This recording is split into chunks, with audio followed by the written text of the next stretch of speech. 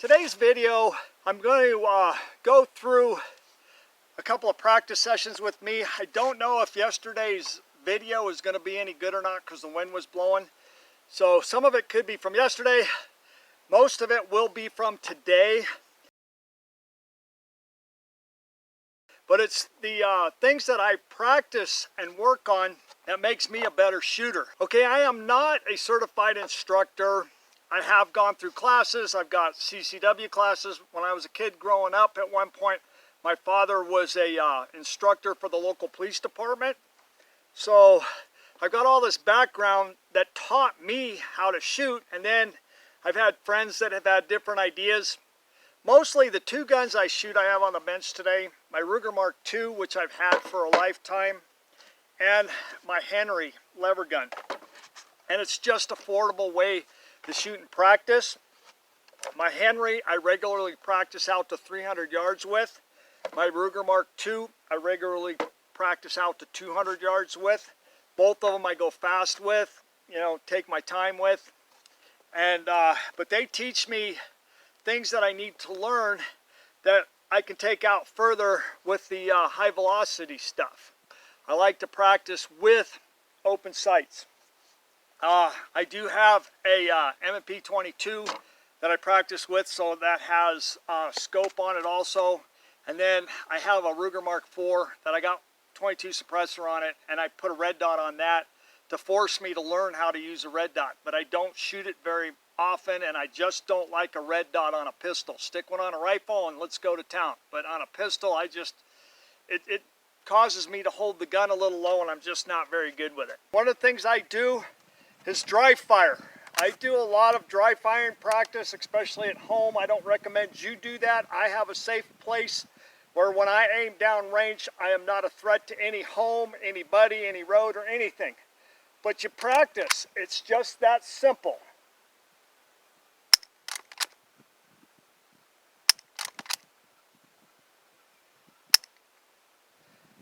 Dry fire practice. All right, one of the things I do is I go after a 4-inch disc, both with the Henry and with my pistol, 50 yards. And that is the hardest target for me to hit. For some reason, it is easier for me to hit the 200-yard target that's 16 inches than it is to hit that 4-inch target that's at 50 yards. So I look at that, and that's my honesty target. When I can come out here and hit it 50% of the time, I feel really good. If I come out here and I'm hitting it 1 out of 5, it's like, okay, I suck today. But that target really teaches me to get really honest and really work on my shooting. I was taught by a concealed carry instructor one time. We partnered up, and we had a partner. He had a spent 22 case, and you would cock your gun and have it ready to go, hold it out in front of you, and your partner would come along. He's standing next to you, and he'd reach up with a spent 22 case and set it on that front sight, okay? What you want to do, whether you're doing it or your buddy's doing it, or you're doing it for your buddy or he's doing it for you, you never get your fingers in front of the barrel. It's just smart. So I approach it from the back, and I set it on here. If I was doing it with a buddy, if I was standing to his left, I use the right hand. If I'm standing to his right, I use my left hand, so that when I'm setting it on there, my hands never get in front of the muzzle.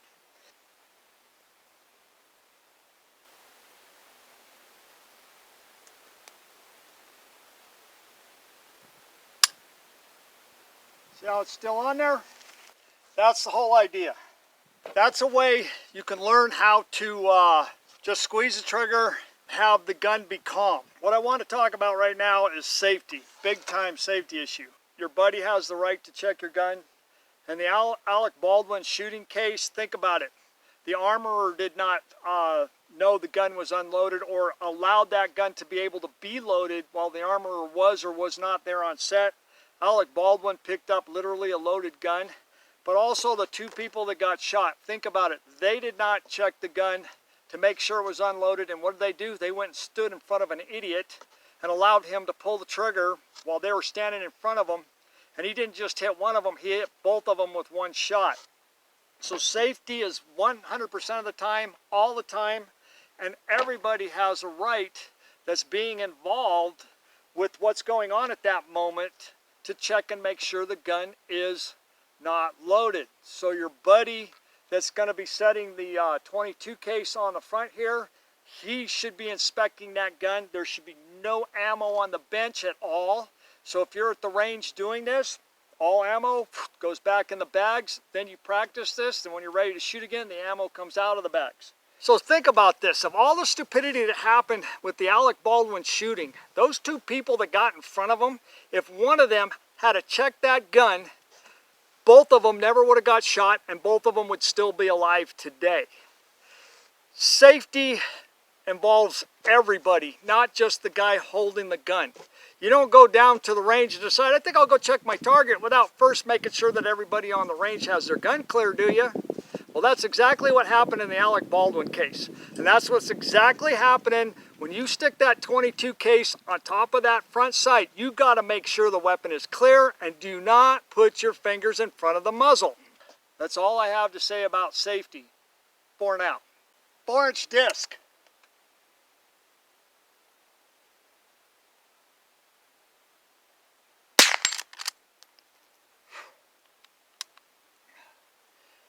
Four-inch disc.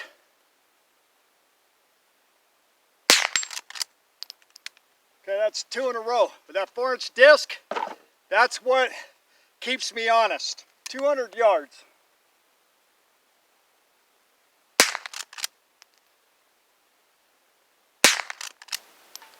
Ding. I think I'm empty. Then I go ahead and flinch a little bit. Ding. Ding. 2 in a row. Okay, I got the sight all the way down. I'm going to use holdover with the front blade, 200 yards, and then hopefully I walk my way in.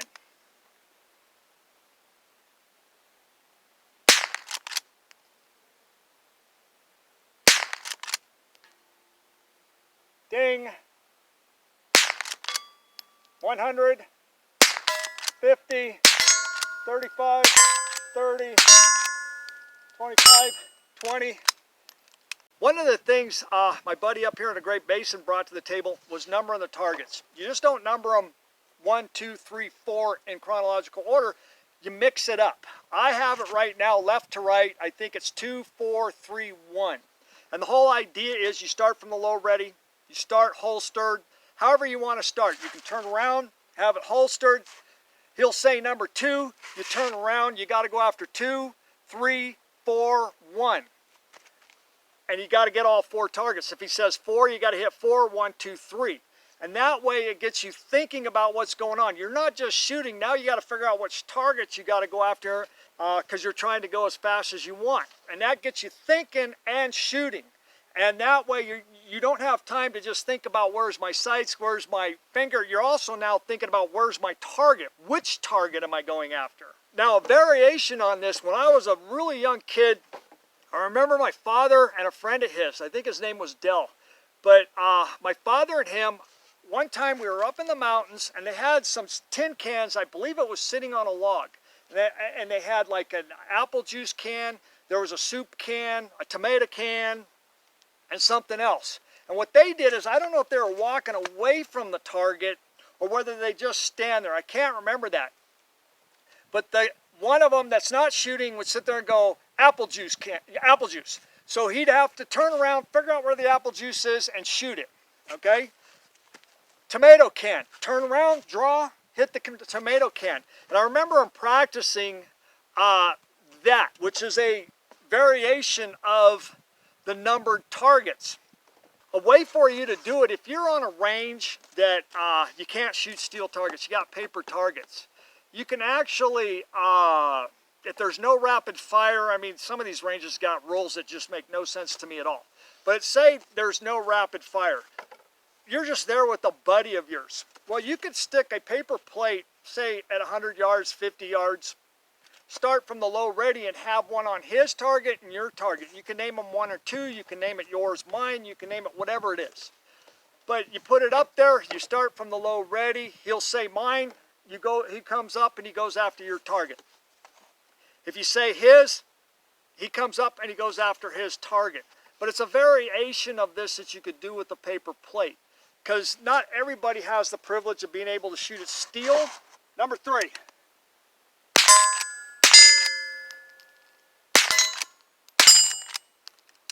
Okay, see, I hitched. That's why it gets you thinking. I started to come over here and I had to go back to 1 because you're going from 4 to 1 and it kind of fools with your head a little bit. Okay, 2 this time.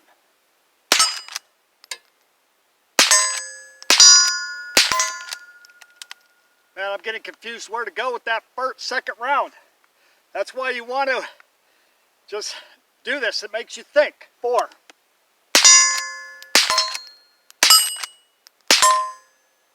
Oh, got them all in order. 100 yards.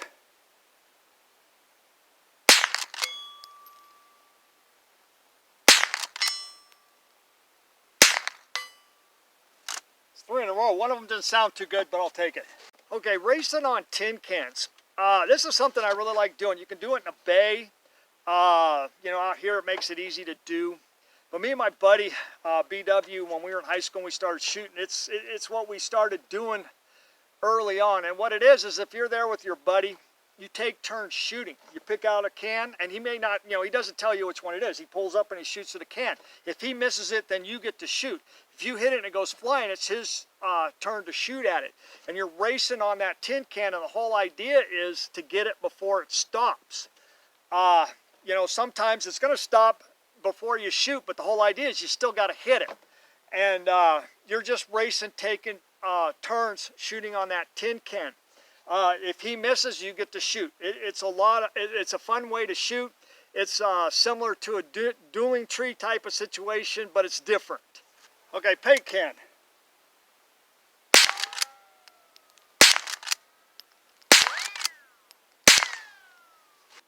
$200 yards.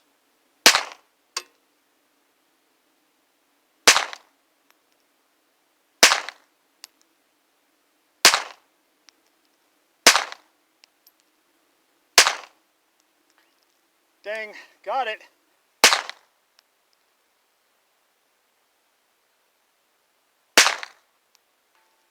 Dang, really slowed down on that last shot. 100 yards.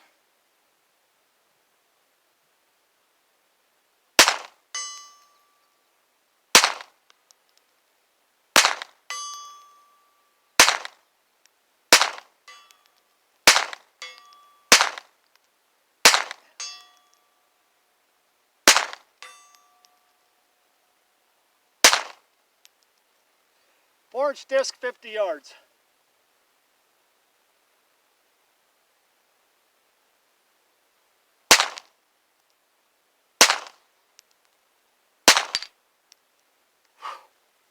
All right, 20 out to 50.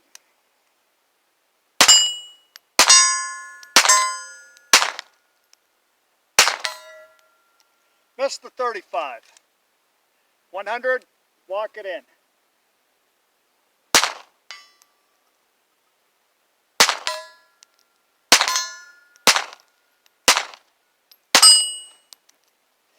And I missed the 30 and 25 because I started speeding up. 100, walk it in.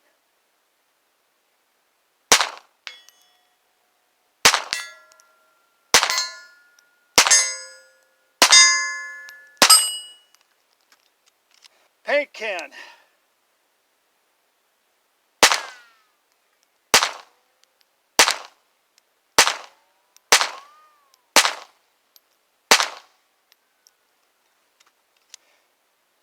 Not interested in moving. 50 yards, 12-inch circle.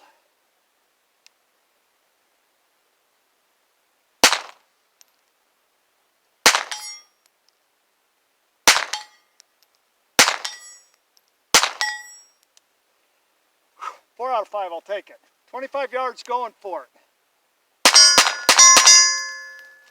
One of the reasons why I shoot my .22 pistol handgun at 200 yards, I shoot my .357 there, other handguns too, sometimes at 300 yards. I shoot my Henry mostly, are consistently out to 300 yards. The reason why I do that with is, I watched a sniper one time on TV, and he was talking about the long shots. And he said, once you get to a certain point, it's no longer one shot, one kill.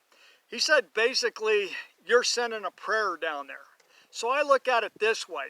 So when you look at my 1,000-yard video, freehand, my 782-yard bucket shot, freehand, my 1 mile freehand shot.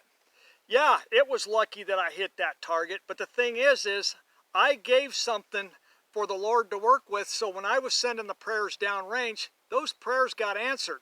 And the same way when I'm shooting beyond off of the bench, 1.5 miles, 1.25 miles, my furthest first round hit from a stone cold barrel is over 2,700 yards. It was pure luck, but you know what? I gave something for the Lord to work with, so while I was praying that it would hit that target, the Lord chose to answer my prayer. So just think about that when you see how my practice session goes, and I'm practicing at ranges that you're thinking are crazy.